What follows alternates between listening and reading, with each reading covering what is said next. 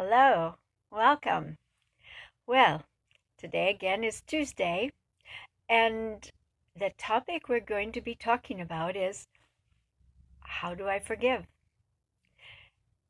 And I thank you for tuning in, and I hope you're enjoying these sessions about forgiveness. Maybe enjoy is the wrong word, but I hope you're learning something from it, and as a result, that you're beginning to grow in a new way.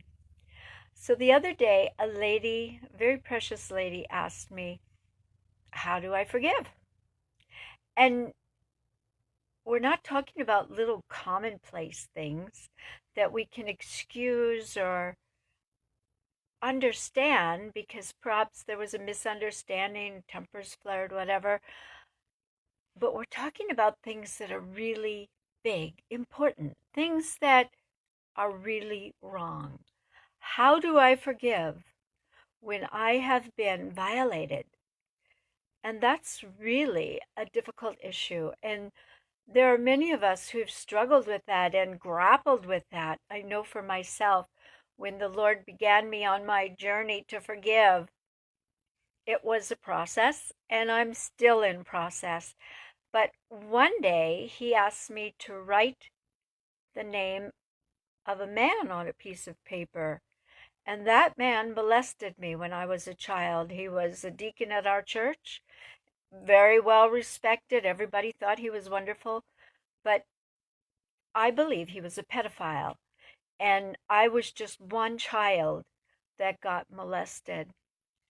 And I wrote down, and as I wrote down, I was pretty devastated. And not just devastated, I was furious.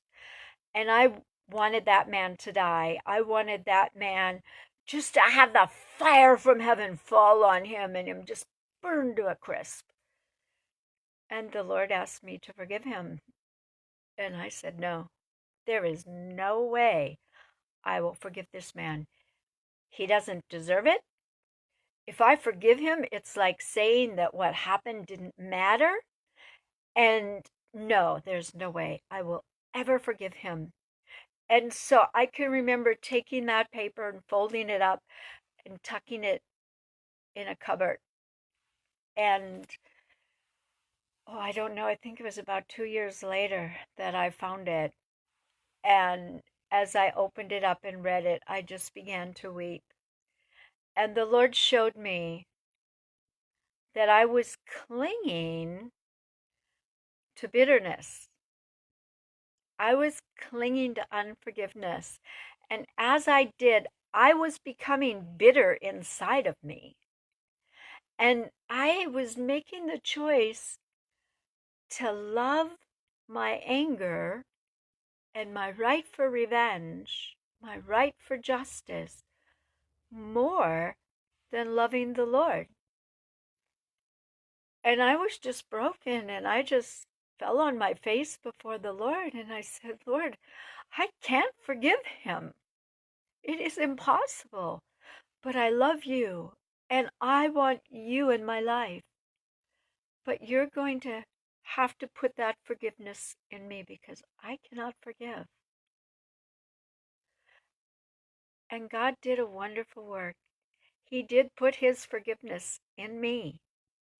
And I was able to release that man into the freedom of my forgiveness. And as I did, I was set free. Now, I didn't understand what I was doing, but there's a very important truth here. You, in yourself, cannot forgive. You are not the author of true forgiveness. There are levels you can forgive in your own soul, but true forgiveness is divine. And so when you have been violated, when you have been just stripped of your dignity, the Lord asks you to come to him and be a vessel that he can fill.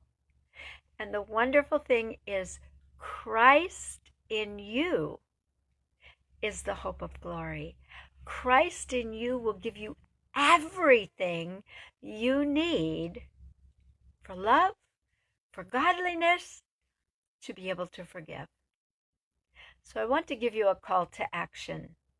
Today, think about the person that you don't want to forgive.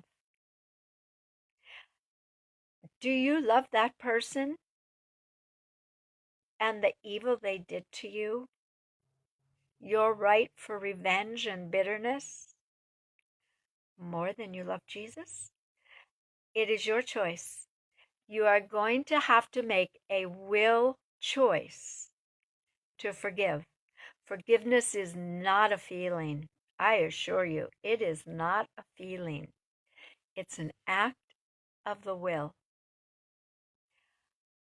And if you decide you love Jesus more than unforgiveness, more than bitterness, more than allowing that person to become an idol in your life, having power over you to continue to wound you, if you love Jesus more, just tell him. Tell him you cannot forgive that person. And say, Lord, cleanse me, forgive me for my bitterness. Forgive me for not forgiving. But I ask that now you fill me with Christ, with your Spirit.